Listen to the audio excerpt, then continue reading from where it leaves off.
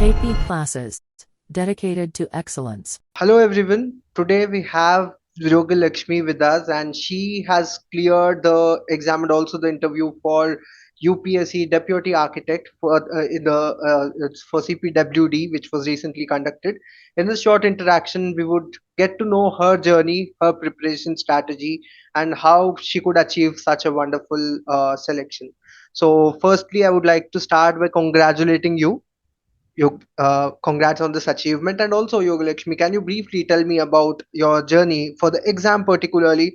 How did you prepare? What were the points you focused on? Please give me a brief intro on that, brief idea on that.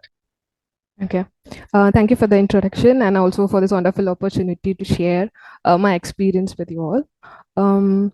So preparation for the exam, in particular, for me, is like because I gave GATE right during my final year of PR, and I was able to do my master specialization immediately after that in building technology and construction management. So that kind of gave me a strong grip on the fundamentals. So after that, I was working, and simultaneously, whenever time permits, I used to give competitive exams also. So this practice of being in touch with the preparation helped me a lot, and the preparation for the written exam was relatively easier than the interview for me. And since I'm working, I had a lot of time constraints, and like I won't get time to prepare during the weekdays. So during the weekends, how much ever time I could give, so I used to do.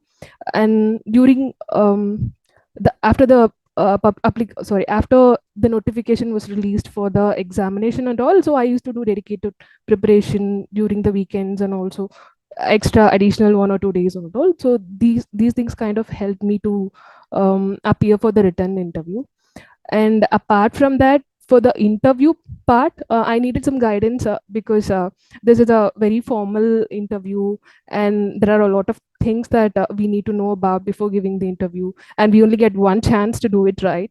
So all those things considered, so I needed some guidance. So I enrolled for KP classes, like mock interview session, which was incredibly useful, and I had a lot of insights from that. And apart from that, I also like had appeared for the assistant architect 13 post and also the one post. So having prior experience in giving those two interviews as well, so it helped me a lot on a whole to appear for this interview. So this is it on a whole. Okay, thank you. And that's a very good insight that you begin your preparation journey right from gate that built your strong foundation for this exam. And you were in touch with multiple competitive exams in your journey, and that helped you. That's a very good insight. And you already did explain a brief on interview. I would also like to follow up on that interview part. Can you tell me how is the interview now with your experience? You have given UPSC interview in the past also, so that and this, are there anything are there few things which are common in general from the past and this time's experience? And can you also elaborate on your experience? What type of questions are generally asked in the interview? How should the portfolio be designed? Can you give an insight on that? Yeah, sure. Um, so for the past interviews for the assistant architect, they directly start from like, what did you do after your BR? So for everyone, I think this is the standard question that they ask. Uh, because they have the DAF with them, the application form with them, and they have all the details about us, where we are from, when did we graduate, from where, and what did we do, and all. So they started right from that. My like for both my assistant architect interviews, they started from what are you doing now, and I was mentioning that I'm working on projects in USA. So their entire set of questions revolved around like, how do you compare and contrast working in USA and working in India? And after that, it slowly, from the answers we give for those set of questions, they'll start the next set of questions, and it will revolve eventually to the technical part or whichever they have prepared already. And also, since I mentioned that I'm from Chennai, uh, for all the interviews, I had some kind of questions related to my location, the kind of projects they're working on, the focus that is in terms of sustainability, or it's a coastal area, or with respect to the climate and other things, etc. Um, so this it is, and for this deputy architect interview, what was different was they did not repeat this question of my knowledge and my work experience in US and India. Rather, they focused on my technical work experience and what did I do. And apart from that, I had some situational questions on like what is your opinion on this, like how do you approach this, or how do you solve this kind of questions as well.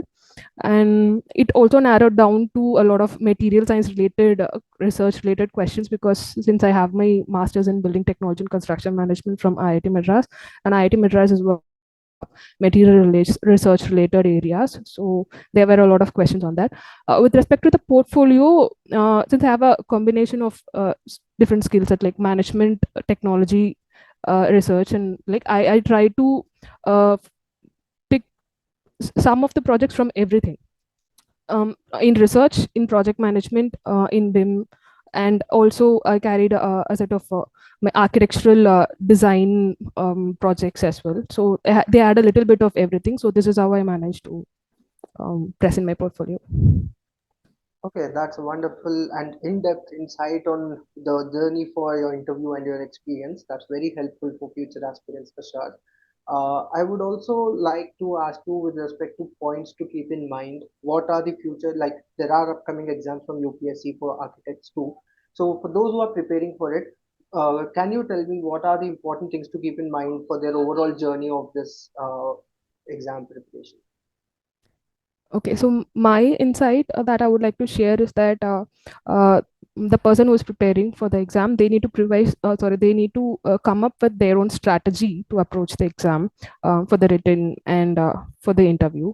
So for the written, if they are, for example, if they are strong in a particular topic and they need to develop in-depth knowledge about it. If there are 12 sections and if you are strong in 8 out of the 12 sections, concentrate the 8 out of the 12 sections in depth so that you won't miss a single question uh, if some question is from the particular section.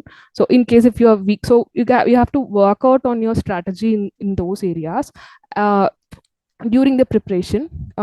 After that, when the exam date is very close, what I used to do is practice for mock tests a lot, to extend that it becomes your muscle memory that you mark the answer by yourself without even thinking. Like, right when you see the question, you know the answer, you mark it.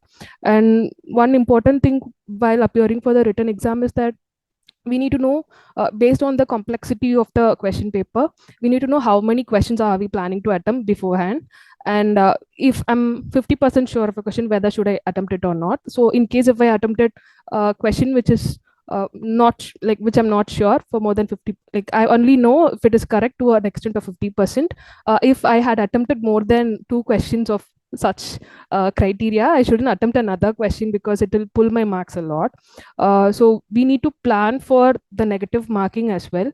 So some people used to attend like questions only if they're 100% sure, but sometimes I used to attempt if I'm 75% sure. I used to attempt, but in that criteria I won't attempt for more than 2 or 3 questions because it will pull down my marks in the other question. So they, like, every candidate should work upon this strategy. I think this is very helpful because a same person who has some extent of knowledge in a particular domain may not be able to gain marks in those areas because of this reason, because they attempted for the wrong questions or the wrong number of questions, etc. I think this is one tip that I found it very useful. And apart from that, if you're a working professional, I think it's better to manage work and this preparation rather than leaving work for the sake of preparation, uh, because like the preparation itself makes us a better person in values, in knowledge and everything. So it's better to manage both rather than leaving one for the other. That's a wonderful piece of advice, and your take on that risk management during exam, your past experience from construction management, and that technicality is seen in your approach. That's a very nice advice. I'm sure future aspirants will be uh, benefited from it. Again, so that was a short and very insightful interaction, Yogalakshmi. Thank you for taking out time from your schedule and giving out your insights to everyone. Again, I would like to congratulate you and also wish you all the best for your future career and endeavors with CPW. Thank you. Thank you for this opportunity. KP Classes. Dedicated to excellence.